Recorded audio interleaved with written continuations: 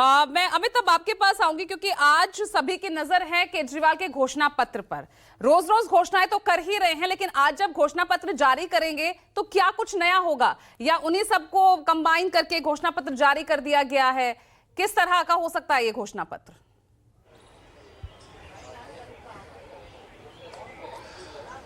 पूजा, आपको सबसे पहले बताएं कि आम आदमी पार्टी और अरविंद केजरीवाल कुछ नया करने की जो उनकी आदत है वो इस घोषणा पत्र में आपको देखने को मिल सकती है। और सबसे महत्वपूर्ण बात यह है कि जिस तरह से हाल के दिनों में उन्होंने मिडिल क्लास को टारगेट किया है, तो उससे साफ है कि मिडिल क्लास को लेकर कुछ ना कुछ घोषणाएं जो हैं उस मैनिफेस्टो में जो है वो शामिल होंगे। क्योंकि अरविंद केजरीवाल की अगर पिछले एक हफ्ते की भाषण को हम देखें तो बार बार उनका जिक्र यही, वो बार बार मिडिल क्लास का जिक्र कर रहे हैं, जिसमें सबसे ज़्यादा वो इस बात पर जोर दे रहे हैं कि मिडिल क्लास जो है वो बोल भी नहीं पाता और उसको कुछ मिलता ही नहीं है। केंद्र पर भी उन्होंने निशाना साधा कि महंगाई के मुद्दे को लेकर सबसे ज़्यादा अगर कोई पिसता है तो वो मिडिल क्लास है। टैक्स के मामले में अगर सबसे ज़्यादा अगर कोई पिसता है तो वो मिडिल क्लास है। तो ऐसे में मिडिल क्लास को लेकर कुछ ना कुछ उनके मैनिफेस्टो में जो है वो जरूर होगा। इसके अलावा जो पार्टी के सूत्र हमें बता रहे हैं उसमें यह है कि युवाओं को लेकर इस मैनिफेस्टो में कुछ बड़ा हो सकता है। और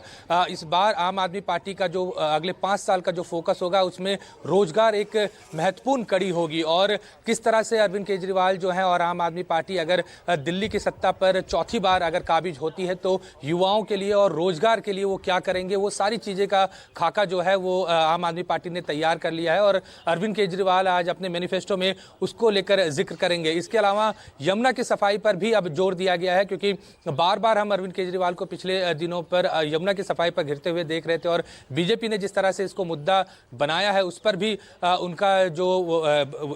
वार है वो देखने को मिलेगा। और किस तरह से अगले 2.5 से 3 सालों में उनका प्लान होगा, किस तरह से वो यमुना की सफाई पर काम करेंगे, क्योंकि बार बार आम आदमी पार्टी और अरविंद केजरीवाल की तरफ से कहा जा रहा है कि यमुना की सफाई का जो प्रोजेक्ट है वो लगभग 70% पूरा हो चुका है और अब महज एसटीपी का काम जो है वो बचा हुआ है और आने वाले 2 से 3 सालों में उसको कैसे पूरा करेंगे, ये सारी चीज़ों को लेकर जो है वो अरविंद केजरीवाल अपने मैनिफेस्टो में बताएंगे। इसके अलावा सबसे महत्वपूर्ण बात यह है कि जिस तरह से जो दिल्ली में लोग किराए के मकानों पर रहते थे, हाल के दिनों में भी उन्होंने घोषणाएं की कि उनको भी फ्री बिजली दी जाएगी और बाकी जो सुविधाएं हैं वो दी जाएंगी। तो वो सारी चीज़ें भी हैं आज के मैनिफेस्टो में जो है वो देखने को मिलेगा। और वो सभी घोषणाएं जो पिछले 1 महीने में अरविंद केजरीवाल ने और आम आदमी पार्टी ने की, चाहे उसमें महिलाओं को लेकर हो, बुजुर्गों को लेकर हो या